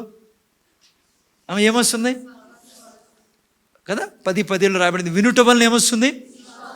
నువ్వు ఎంత వాక్యం వింటావో ఏమొస్తుంది? గట్టి చెప్పని ఏమొస్తుంది? విశ్వాసం ఏం తెస్తుంది? అది తెలియదు కదా మనకి. విశ్వాసం కోరిక తెస్తుంది, డిజైర్ తెస్తుంది, పిటిషన్ తెస్తుంది. ఓకే, విశ్వాసం, ఓకే, వినుట వలన విశ్వాసం వస్తుంది. అందుకే ఎప్పుడు వాక్యం చెప్తా ఉండాలి. దివారాత్రులు చదివితే వస్తుంది విశ్వాసం. ఇప్పుడు మీరు వింటాన విశ్వాసం వస్తుంది. యాక్చువల్ విశ్వాసం ఎప్పుడు తెలుసా వచ్చేది? నువ్వు చెప్తే, నువ్వు వింటే. నువ్వు చెప్తావు, నువ్వు వింటావు, నువ్వు చెప్తావు, నువ్వు వింటావు. అయ్యా నేను చెప్తున్నా, నువ్వు ఈయన అలవాటు వేసుకుంటే నువ్వు ఎట్లా దీవించబడతావు? ఈ అనంతపురం దీవించబడుతుంటారు. నేను చెప్తున్నా ఒక రహస్యం మీకు, నీ జీవితంలో ఏం చేయలేకపోయావేమో, చదువు ద్వారా, డబ్బులు లేక, రకరకాల కోరికలు నువ్వు చేయలేకపోయావేమో. కానీ నేను చెప్తున్నాను, దీవారాతు దేవుని వాక్యాన్ని ధ్యానించే వ్యక్తివైతే, బైబిల్ ఏం చెప్తుందో అది ఆత్మీయ లోకంలో ఉండేది నువ్వు చెప్పడం ద్వారా నువ్వు తీసుకోగలిగితే, నీ బట్టలు ముట్టి చచ్చిపోయే వాళ్ళు కూడా బతికి వారి యొక్క ఆయుష్ని ఇక్కడ పూర్తి చేసుకుంటారు. నీకు తెలుసా, నువ్వు జీవమిచ్చే వ్యక్తివే. నువ్వు తెలుసా, నువ్వు దేవుళ్ళలో లీనమైతే ఎందుకంటే సన్యాసి మాదిరి కొండలకు పోవడం చెప్పడంలే నేను. అలా వాక్యం నువ్వు అనుక్షణము ధ్యానించే వ్యక్తివి. ఇది నేనై ఉన్నా, ఇది నేను చేసే తీరుతా, ఇది నాలో నుంచి బయటికి రావాలంటే ఏ డయాబెటిక్ పేషెంట్ నుండి, ఏ బీపీ పేషెంట్ నుండి నీ దగ్గరికి వచ్చినాడు. అంత మహిమ నీలో ఉంది. నువ్వు సామాన్యమైన వ్యక్తివి కాదుమా, నువ్వు దైవత్వంలో బాలిభాగస్తుడైన వ్యక్తివి. ఈ లోకంలో ఉన్న భ్రష్టత్వం నీకు లేకుండా యేసు ప్రభువు చేశాడు. జాగ్రత్త దినములారా, ఎప్పుడైతే నువ్వు ఎప్పుడు వాక్యం వింటా అంటే ఏమొస్తుంది? విశ్వాసం. విశ్వాసం ఏం తెచ్చిస్తుంది? డిజైర్, కోరిక పెంచుతుంది నీలో. కోరిక ఏం చేస్తుంది? ప్రార్థన చేయిస్తుంది. బైబిల్లో చూడండి, చాలామంది గుడ్డోళ్ళు యేసుప్రభు దగ్గరికి వచ్చారు, కుంటోళ్ళు యేసుప్రభు దగ్గరికి వచ్చారు, కుష్ఠవ్యాధులు గల వాళ్ళు యేసుప్రభు దగ్గరికి వచ్చారు. ఎందుకు వచ్చారు వాళ్ళు? ఎందుకు వచ్చారు అమ్మా? వినండి, ఎందుకు వచ్చారంటే, ముందర చూడండి, వాళ్ళు స్ట్రైట్గా రాలే యేసుప్రభు దగ్గరికి. ఎందుకు వచ్చారంటే వాళ్ళు విన్నారు. వినాలి ఇప్పుడు మీరు. నేను ఏం చేశారు? వాళ్ళు విన్నారు. వింటే ఏమొచ్చింది? విశ్వాసం ఏం తెస్తుంది? డిజైర్, కోరిక తెస్తుంది. కోరిక ఏం చేసింది? యేసయ్య దగ్గర తీసుకొచ్చింది. అందుకే యేసుప్రభు అన్నాడు, ఏం కావాలా? నా డిజైర్ ఇదయా, నా కళ్ళు కావాలా? ఆమె వచ్చి ఏం చేసింది? వస్త్రం ముట్టుకుంది. ఏందది? డిజైర్. డిజైర్ ఏం చేసింది? ప్రార్థన చేయించింది. బైబిల్లో ప్రతి స్వస్థత పొందుకున్న వ్యక్తి, అద్భుతాలు పొందుకున్న వ్యక్తి ఎవరో తెలుసా? విన్నాడు, వాళ్ళలో కోరిక పుట్టింది, ఆయన దగ్గరికి వచ్చి ఆ కోరికను వాళ్ళు తీర్చుకున్నారు. జాగ్రత్తగా వినంటారా? What is prayer? మీకు ప్రేయర్ అంటేనే, మాలాంటి పాస్టర్లు ప్రేయర్ అంటూనే సుత్తి కొడుతున్నాడు అబ్బాయి అనుకుంటారు. ప్రేయర్ అంటూనే కొంతమందికి ఎక్కడ లేని పని తెచ్చి పెడతాడు చూడు. అరే ప్రేయర్ అంటే ఏదో తెలుసా నాన్న? నీ డిజైర్ని చెప్పడం ప్రభు దగ్గర. ఎందుకంటే ఆయన ఏమంటాడంటే, ఆయన ప్రిన్సిపల్ ఏమంటే, అడుగుడి మీకు ఇవ్వబడును. ప్రేయర్ ఆఫ్ పిటిషన్లో ఏంటి ప్రార్థన అంటే నీ డిజైర్ చెప్పడమే. ఎంత దౌర్భాగ్య స్థితిలో చాలామంది ఉంటారు. జాగ్రత్త తినంటారు. డిజైర్ చాలా ఉంటుంది మన దగ్గర. ఎవరి దగ్గర మా డిజైర్ లేని వాళ్ళు అంటే మనిషే కాదు వాడు. ఉన్నారు ఎవరైనా మీ దగ్గర డిజైర్ లేని వాళ్ళు, కోరిక లేని వాళ్ళు? కానీ సమస్య ఏమో తెలుసా? కోరిక ఉంది కానీ ప్రార్థన చేయము. ఉదాహరణకి కోరిక ఎంతున్నా నువ్వు ప్రార్థన చేయకుంటే నెరవేర్చబడదు. ఉదాహరణకి నేను చిన్న ఎగ్జాంపుల్ ఇస్తా. సపోజ్ మీరు హోటల్లోకి పోయినారా? ఎప్పుడన్నా? అందరూ పోయినారు. అందుకే ఈ ఎగ్జాంపుల్ ఇస్తాను. ఆడ పోతానట్లే మీకు డిజైర్ ఉంది. ఏంది? దోశ తినాలా, మసాలా దోశ అని డిజైర్ ఉంది. ఇడ్లీ, సాంబారు, వడ ముగ్గురు కలిపి ఈమె ఆడిపోయింది ఈరోజు. మా ఇద్దరు కోరిక అదే, ఇడ్లీ, వడ, సాంబార్ 3 కలిపి అమ్మ ఏజ్ పెరుగుతానే కూడా ఆ కోరిక మాత్రం పోలే. కోరిక అదే. ఇడ్లీ వడ సాంబార్ తినాలా, మసాలా దోశ తినాలా. అమ్మా అదేదరా తెస్తావు నువ్వు? షవర్మా. నాకైతే భలే ఇష్టము. ఎక్కడుంది తెస్తాడు? అలా షవర్మా తినాలని. ఓకే, హోటల్లో పోయినా ఇవన్నీ కోరికలమ్మా. నాకు నువ్వు మాట చెప్పు, నీ కడుపు నిండుతుందా దాంతో? ఇంటానవా? కడుపు నిండుతుందా దాంతో? నీ కోరికతో నీ కడుపు నిండుతుందా? ఆడేం చెప్పాల నువ్వు కూర్చొని దోశ అనేంత వరకు ఏం జరగదు, రాదు. అదే ప్రేయర్ అండి. సర్వం సిద్ధపరిచి ఉన్నాడు ఆయన. హోటల్లో ఉండేవాడు నీకు ఈడేమో కానీ అయిపోవచ్చు హోటల్లో, కానీ నాన్ డిప్లికేటెడ్ స్టేట్మెంట్ ఇది. అంటే బ్యాంక్ అకౌంట్లో నీ డబ్బు తీసుకుంటే కరిగిపోతుంది అనుకుంటా, తగ్గిపోతుంది, 30,000 20,000కి రాచుంది. దీంట్లో ఎప్పుడు డిప్లీట్ కాదు ఇది ఊట. నేనేమంటున్నానంటే, ఎందుకు ప్రార్థన చేయవు నువ్వు? హోటల్లో పోయి కూర్చొని ఉన్నావు అనుకో, దోశ నాకు చాలా ఇష్టము, ఇడ్లీ నాకు చాలా ఇష్టము, ఊతప్పం ఉందప్పా, ఉంది సార్, అది కూడా నాకు చాలా ఇష్టము, అమ్మ ఇంకేముంది, ఉప్మా, నువ్వు చచ్చిపోతావు ఆకలితో. నువ్వు ఎంత పెద్ద హోటల్లోకి పోయినా ఏం ప్రయోజనము? కేవలం కోరిక ఉంటే. కానీ ఒక్కసారి నువ్వు అన్నావు అనుకో దోశ అని, ఎంతమంది యాక్టివ్లో, అమ్మ తెలుసా మీ హోటల్లో దోశ అంటూనే ఇటు నుంచి వస్తాడు దోశ అని, ఆడ పరక తీసుకొని వెంటనే జాన్కి బాధేసి జాన్ హోటల్ పెట్టినాడు. ఇప్పుడు ఎంతమంది యాక్షన్లోకి వస్తారు చూడండి నీ నోటి మాట ద్వారా. అరే ఈ భూమి మీదే నీ మాట అంతా అంత గౌరవం ఉంటే హోటల్లో కాసుకొని ఉంటారు నీకోసం. హోటల్లో నీ ఏం చెప్తావు అని అర్థం చేసుకో. సృష్టికర్తకు దేవుడు నీ కొరకు నా కొరకు కాసుకొని ఉన్నాడమ్మా. అందుకే బైబిల్లో వాక్యం చదివితే ఏమొస్తుంది? విశ్వాసం. విశ్వాసం ఏం తెస్తుంది? కోరిక తెస్తుంది. ఓ నా పిల్లలు ఇలా ఉండాలా, నా పిల్లలు అధికారులుగా ఉండాలా, నా పిల్లలు బీదలకు సహాయం చేయాలా, నా పిల్లలు నీతిమంతులుగా ఉండాలా, నా పిల్లలు ఎక్కడ పోయినా కూడా ఇతరులకు సహాయం చేయాలా, అది నా కోరిక. నేనేం చేస్తా? నేను దేవుని దగ్గర ప్రార్థనలో నా డిజైర్ని చెప్తా. తండ్రి నా పిల్లలు ఈ భూమి మీద వెలుగే ఉందురుగాక, నా పిల్లలు దినమెల్లా దయాళులై జీవించుదురుగాక, నా పిల్లలు అప్పిచ్చుదురుగాక. నువ్వు చెప్పావు నా పిల్లల గురించి ఇది చేస్తానని. నేను నా డిజైర్ని నీకు చెప్తానా, నువ్వు ఇది చేయదువు గాక. నా పిల్లలు తలస్థానంలో ఉంటారు తండ్రి, నా పిల్లలు కనికరంతో నిండి ఉంటారు. ఏ మనిషిని చూసినా కనికరం చూపుతారు, ఏ మనిషిని హింసించరు నా పిల్లలు. నువ్వు ఎంత దయాళుడవో అంతే దయాళుతో నా పిల్లలను ఉంచావు, అది మేము అనుభవించుదాం గాక. మా పిల్లలు ఒలివల మొక్కల్లో ఉందరు. బిడ్డ నువ్వు ఏది కలిగి ఉండలేవు ఈ జీవితంలో. ఎన్నైనా డిజైర్స్ ఉండొచ్చు, నీకు బాగా ఆరోగ్యం డిజైర్ ఉండొచ్చు. నేను రోగంతో ఉండకూడదు, నేను యవ్వనస్తురాలుగా ఉండాలా, 60-70 ఏళ్ళలో కూడా మోకాలు నొప్పి ఉండకూడదు. కోరిక ఉంటే ఏం ప్రయోజనం? చెప్పావా ప్రభు దగ్గర? ఆయన రెడీ చేసి పెట్టాడు. క్రీస్తు యేసులో సమస్తమును సమకూర్చి ఉంచాడు.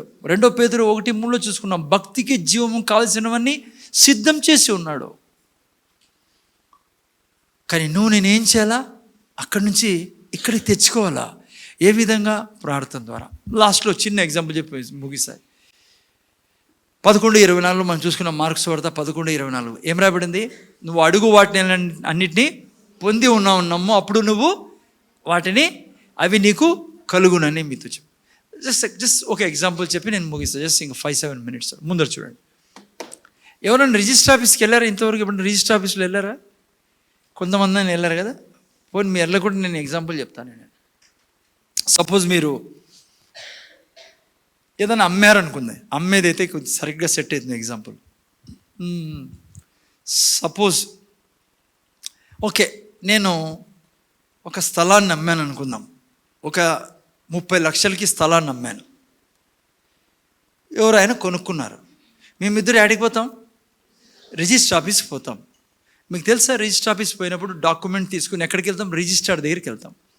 రిజిస్ట్రార్ ఆడ కూర్చొని మా డాక్యుమెంట్ చూసి నాకు ఒక ప్రశ్న అడుగుతాడు. ఎందుకంటే నేను అమ్మాను కాబట్టి నాతో ఏమంటాడు? అయ్యా నీకు డబ్బు ముట్టిందా అంటాడు. అనంతపురంలో అడగలే, కానీ ప్రతి చోట అడుగుతారు. అది అడగల పద్ధతి. ఆయన ఎందుకు అడగలేదో నాకు తెలియదు. నార్త్లో కూడా ఉండొచ్చా, నేను అక్కడ కూడా ఇల్లు కొన్నాము. ఖచ్చితంగా రిజిస్టర్ అడుగుతాడు మీకే. అందుకే ఉండేది ఆయన. ఏం అడుగుతారంటే 2 పార్టీలు కూర్చోబెట్టి నిలబెట్టి, నార్త్లో చాలా సిస్టమేటిక్, ఢిల్లీలో చాలా బాగుంది ఇది, ఇక్కడైతే నేను ఎప్పుడు చూడలేదు, కానీ ఆయన బాధ్యత అది. డాక్యుమెంట్ చూసి దాంట్లో అమౌంట్ రాసింటాడు, 30 లక్షలు 20 లక్షలు. ఆయన అడుగుతాడు నాకే, అయ్యా నీకు డబ్బు అందిందా అని. నేనేం చెప్పాలి ఆయనకి? ఏస్ అన్నప్పుడే సైన్ చేస్తాడు ఆయన. అర్థమైందా? ఇప్పుడు నేను అన్నాను అనుకోండి ఆయనకి, డబ్బు అందిందా అన్నప్పుడు, సార్ ఏదో కాగితం ఇచ్చారు వీళ్ళు, ఇది ఇచ్చి ఇదే డబ్బు అంటున్నాడు సార్, ఈ కాగితం తప్ప నాకేం దొరకలేదు సార్. ఎవరు అన్నారు అట్లా. ఎందుకంటే ఆ కాగితం ఏంటి? చెక్. అది ఆ కాగితం ఏంటి? చెక్. ధైర్యంగా ఏమంటామో తెలుసా? ఇచ్చాడు సార్, నాకు దొరికిందంతా. 30 లక్షలు ఇచ్చాడా? 30 లక్షలు దొరికింది అంటాం, కానీ ఏందో కాగితం ఇచ్చాడు, ఏందో సార్ ఇది అని ఎవడు అండు. కానీ మీకు తెలుసా విషయము? మీకు కేవలం అది చెక్కే. ఓకే, మీకు డబ్బు ఎప్పుడు వస్తుంది? అది డిపాజిట్ చేసిన 3 రోజులకి. ఇప్పుడైతే 2 రోజులకి అనుకుంటే కొన్ని బ్యాంక్స్లో 3వ రోజు, కొన్ని చోట్ల ఐ డోంట్ నో, ఇప్పుడేమో నా టైంలో అయితే 3 రోజులు. యాక్చువల్ 3వ రోజు తర్వాత నాకు మెసేజ్ వస్తుంది, నీ అకౌంట్లో 30 లక్షలు పడింది అని. కానీ నేనేం చెప్పాను ఆడ ఆల్రెడీ? అసలు 11:24 అదే, దేవుడు ఆల్రెడీ ఇచ్చేసాడు. నువ్వేమంటావు? ఇచ్చేస్తారు, నాకు దొరికింది సార్. చాలామంది అంటారు, మీరు ఈ ఫెయిత్ గురించి ప్రీచ్ చేసే పాస్టర్లకి పనేం లేదు, నేను తల నుంచి కాళ్ళ వరకు రోగంతో ఉన్నా, ఈయన చెప్తాను నాకు ఏసై తిన్న దెబ్బలు చేసి స్వస్థత దొరికిందని చెప్పు అని. ఎట్లా చెప్తాను నేనంట, అందుకే నువ్వు రోగంలోనే ఉంటావు జీవితాంతం, ఎందుకంటే నువ్వు వాక్యానికి విరోధంగా పోతున్నావు. అదెట్లా సార్? ఇట్లే ఇప్పుడు చెప్పానే, రిజిస్టర్ ఆఫీస్లో పోయి నేను యేసుప్రభు దగ్గరికి ఏం చెప్తా? దేవుని దగ్గర ప్రార్థనలు ఏం చెప్తా? యేసే తిన్న దెబ్బల చేత నాకు స్వస్థత లభించింది. ఎందుకంటే నువ్వు చెక్ ఇచ్చావు నాకు. ఎక్కడ రాసావు? నీ వాక్యంలో రాసావు. ఆ తర్వాత నేను ఆ మాట చెప్పిన తర్వాత పట్టొచ్చు నాకు 2 రోజులు క్యాష్ అయ్యేదానికి, 3 రోజులు క్యాష్ అయ్యేదానికి. కానీ నేను అన్నాను అనుకో, రిజిస్టార్ దగ్గర నాకు ఇవ్వలేదు, ఈ కాగితం ఇచ్చారు, ఈ కాగితం అవసరం లేదు నాకని, ఏందో దీనిలో కొక్కిరి గీతలు రాశారు, నాకు అవసరం లేదని. ఏమవుతుంది? నా డీల్ క్యాన్సిల్ అవుతుంది. పిల్లరా, యేసయ్య దగ్గర విశ్వాసంలో నేను జీవించే బిడ్డలంగా ఆయన చేతి నుంచి అన్నీ పొందుకోవాలంటే విశ్వాసం ద్వారానే సాధ్యం. ఏంటి విశ్వాసం? ఆల్రెడీ నా యేసుక్రీస్తులో అన్నీ నాకు ఇవ్వబడినాయి. చిన్న క్లాసిక్ గురించి చెప్పి మీకు ముగిస్తాను, మీకు బాగా తెలుసు. అబ్రహాం దగ్గర రదాం, ఆయన మనకు గొప్ప ఎగ్జాంపుల్. ఎందుకు? విశ్వాసులకు తండ్రి. ఏం చేశాడు అబ్రహాం? 4:19 ఏం రాబడింది? రోమిలు రాసిన పత్రిక 4:19 చదువు. నేను ఫాస్ట్గా జస్ట్ ముగిస్తాం, 5-7 మినిట్, 5 మినిట్స్ ఫినిష్. చిన్న మెసేజ్ ఈరోజు చాలా. చూడండి, మరియు అతడు విశ్వాసమునందు బలహీన పడక రమారమి 100 ఏళ్ల వయసు గలవాడి ఉండి అప్పటికీ తన శరీరం మృతుతులమైనట్లు సారా గర్భమృతులను ఆలోచించను కానీ, అయితే ఏమైందంట? ఆలోచించను కానీ అవిశ్వాసం వలన దేవుని వాగ్దానం గురించి సందేహింపక. ఎగ్జాక్ట్లీ నేను చెప్పిండే అదే. జాగ్రత్త వినండి. ఇప్పుడు రిజిస్టార్ దగ్గర నిలబడుకున్నాడు. ఎవరు? అబ్రహాము. ఎవరు రిజిస్టారు? దేవుడు. యేసుప్రభు ద్వారా నీకు పిల్లలు లభించారయా అన్నప్పుడు అబ్రహాం ఏమనాలా? లే సార్, పుట్టినప్పుడు చెప్తాను నేను లభించారో లేదా అనాలి కదా. ఏం చేశాడు అబ్రహాము?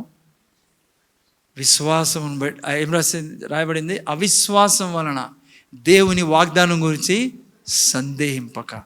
చూసన్నాడు, నా శరీరం మృతతుల్యమైంది, సారా గర్భం మృతతుల్యమైంది. ముందర చూస్తున్నారా? కానీ దేవుడు ఏం చెప్తున్నాడు నాకు? మా దేవుడు ఏం చెప్తున్నాడు వాక్యంలో? అబ్రహామా, నువ్వు అనేక జనములకు తండ్రివి, ఆకాశ నక్షత్రాల నీ సంతానము, భూమి ఇసుక రేణువులా నీ సంతానము, నేను నీకు తండ్రిగా చేసి ఉన్నాను. ఎప్పుడు ఉరికితే అబ్రహాము ఆ యొక్క వాగ్దానాన్ని పట్టుకోలేదో అబ్రహాం పిల్లలు పుట్టలే. ఎప్పుడైతే అబ్రహాం అర్థం చేసుకున్నాడు, ఓకే ఓకే ఓకే ఇట్లా కాదురా, ఈయన దగ్గర నుంచి నేను తీసుకునేది. ఎట్లా తీసుకునేది? ఆయన చెప్పి ఉన్నాడు ఆల్రెడీ. దాన్ని నేను చెప్పినప్పుడు అందుకే బైబిల్ అంటుంది ఆయన తన దేహాన్ని చూసుకోలేదు, సారా గర్భాన్ని చూసుకోకుండా ఏం చేశాడంట, అవిశ్వాసం వలన దేవుని వాగ్దానం గురించి సందేహించక ఏం చేశాడు, నెక్స్ట్ వాక్యం పెట్టిన ఏం చేశాడు, దేవుని మహిమపరిచి ఆ వాగ్దానం చేసిన దాన్ని నెరవేర్చుటకు సమర్థుడని రూఢిగా విశ్వసించి విశ్వాసము వలన బలం నొందాను. ఆ తర్వాత ఏం మాట్లాడడం మొదలుపెట్టాడు అబ్రాహాము, నేను అనేక జన్మలకు తండ్రిని. పిల్లడు పుట్టినేం కాదు, సంవత్సరం తర్వాత పిల్లోడు బయటకు వచ్చినది. సంవత్సరం అంతా ఏం మాట్లాడినాడు అబ్రాహాము, నేను అనేక జన్మలకు తండ్రిని, నేను అనేక జన్మలకు తండ్రిని. ఏ స్థితి అది అమ్మ, ఏ స్థితినైనా ముందర చూడాలా, ఏ స్థితి? డాక్టర్లు రిపోర్ట్లో ఇచ్చారు, ఈ వయసులో పిల్లలు పుట్టరాయా, ఆమె సంథింగ్ అది లేదు, ఇంకా ఆమెకు గర్భము చచ్చిపోయింది, పిల్లల్ని పట్టుకోలేదు. నువ్వు ముసలోడివే, నీ ఆర్గన్స్ అన్నీ డెడ్ అయిపోయినాయి. ఇది రిపోర్ట్ వాళ్ళ దగ్గర ఉండేది. కానీ ఈ రిపోర్ట్ని చూసి వాళ్ళు ఏం చేశారు, ఆ రిపోర్ట్ని పక్కన పెట్టి నా దేవుడు నా కొరకు బిడ్డని ఇచ్చేశాడు, ఆయన ఎస్ డన్ అన్నాడు, ఇక నేను దాని మీద నిలబడతా, ఆ స్టేట్మెంట్ మీద నిలబడతా, దేవుని వాగ్దానం మీద నిలబడతాను. ఏం చేశాడంటే ఆయన మహిమపరిచి దేవుని దేవుని మహిమపరచడం అంటే దేవుని మహిమపరచడం పాటలు పాడేది ఉంది, అది కాదని అన్నా నేను. దేవుని మహిమపరచడం అంటే తెలుసా, ఆయన వాగ్దానాన్ని తీసుకొని నిరంతరం చెప్పడం. యేసయ్యా నొత్తిన దెబ్బల చేత నా అనువనువులో ఆరోగ్యం ఇచ్చినందుకు వందనాలు. విశ్వాసం అంటే ఏంటి బిడ్డ, ఆడుంది ఈడ తెచ్చుకోవడమే విశ్వాసం. నువ్వు విశ్వాసంలో నడవని వ్యక్తి అయితే ఏమంటో తెలుసా, రోగంతో చచ్చిపోతానా, ఈ రోగం ఎందుకు వచ్చింది, ఈ రోగం దేవుడు ఏడున్నాడు, ఉంటే ఎందుకు ఇలా చేస్తున్నాడు, ఎందుకు నా పరిస్థితి ఇది, అది అవిశ్వాసం నడవడం పిల్ల. అది దేవుని ఏం చేయదు, సంతోషపరచదు. విశ్వాసం వల్లనే దేవుని విశ్వాసం ఏంటి, వాగ్దానం గురించి సందేహించక దేవుని మహిమపరిచాడు. మీరు నేను ముగిస్తాను, ప్రతి క్షణం అక్కడ ఉండేటివన్నీ ఇక్కడికి రావాలంటే ప్రార్థన ద్వారా, ప్రార్థనలో ఏం చేయాలా, వాగ్దానాన్ని చెప్పి మహిమపరచాలా. నా పిల్లలు ఇలా ఉంటారు, ఈరోజు మొద్దులా ఉండదు, సుంకు ఏమంటారు, hello, but that doesn't mean like మీ పిల్లల్ని స్కూల్ పంపిద్దు, ఏం నో, వాళ్ళకి చెప్పాలా. కానీ ఆత్మీయ లోకంలో నీ బిడ్డల కోసం ఉండేది లోపలికి తీసుకురాలా, భౌతిక లోకంలోకి. ఏ విధంగా, ప్రార్థన ద్వారా. కళ్ళు మూసుకొని ప్రార్థన చేసుకుందాం. రేపు వారం మనం విందాం. తండ్రి నీ కృతజ్ఞతలు, ఈరోజు నేర్చుకున్నాం. మేమేం చేయాలా, భక్తికి జీవం కావాల్సినవన్నీ మీరు ఇచ్చి ఉన్నారు తండ్రి. అయితే ఆత్మీయ లోకంలో ఉన్నాయి, భౌతిక లోకంలోకి మేము తేవాలంటే ప్రార్థన ద్వారా అవన్నీ మేము తెచ్చుకోవచ్చు తండ్రి. అవన్నీ మాకు ఇచ్చేదానికే యేసయ్య మరణించి తిరిగి లేచి మా కొరకు అన్ని సిద్ధం చేశాడు, అక్కడ అన్ని ఉంచాడు. యేసుక్రీస్తును నువ్వు మాకు అన్ని ఇచ్చావు. ఈరోజు మేము ఏమిన్నాం, ప్రార్థన చాలా ముఖ్యమైన, మా జీవితంలో ప్రాముఖ్యమైనది తండ్రి. అందుకే ప్రార్థన చేయకుండా బయటికి పోకూడదు. మేము పొద్దున్న లేచి ప్రార్థన చేసుకొని పోవాలా. ఈవెన్ మేము పోయినా కూడా ప్రయాణంలో ప్రార్థనలో ఉండాలా. ప్రార్థన ఏంటి, దేవుని వాక్యాన్ని చెప్పి దేవుని మహిమపరచడమే తండ్రి. ఈ సంఘంలో ఈ వాక్యం వింటున్న ప్రతి బిడ్డ కూడా ఈ యొక్క ప్రార్థన జీవితం కలిగి నీ వాక్యాన్ని చెబుతూ నేను మహిమపరుస్తూ, ఇంత గొప్ప స్టేట్మెంట్, మేము బ్యాంక్ స్టేట్మెంట్ చూసి ఆనందపడుతుంటాం, మురిసిపోతూ ఉంటాం. అక్కడ బ్యాలెన్స్ని చూసి ఇక్కడ ఎంత బ్యాలెన్స్ ఉంది తండ్రి. కరిగిపోని బ్యాలెన్స్ తండ్రి, ఇది కరిగిపోని ఆరోగ్యం, దీవెనలు, మేలులు, విజయం, సమస్త మంచి యేసుక్రీస్తు ద్వారా మాకు ఇచ్చారు తండ్రి. మీరు ఆ వాగ్దానం పట్టుకొని మేము అనుక్షణం ఆనందించే వరంగా, నిన్ను మహిమపరిచే వరంగా మాకు కృపనిమ్మని, పరిశుద్ధాత్మతో సహాయం చేయమని ప్రభు యేసుక్రీస్తును వేడుకొంచున్నాం తండ్రి. ఆమేన్. చేతులెత్తి దేవుని ఆశీర్వాదం తీసుకుందాం. యేసయ్య కృప, దేవుని ప్రేమ, పరిశుద్ధాత్మక సహవాసం మనకు, మన కుటుంబాలకు ఇప్పుడు ఎల్లప్పుడూ సదాకాలం తోడేను గాక.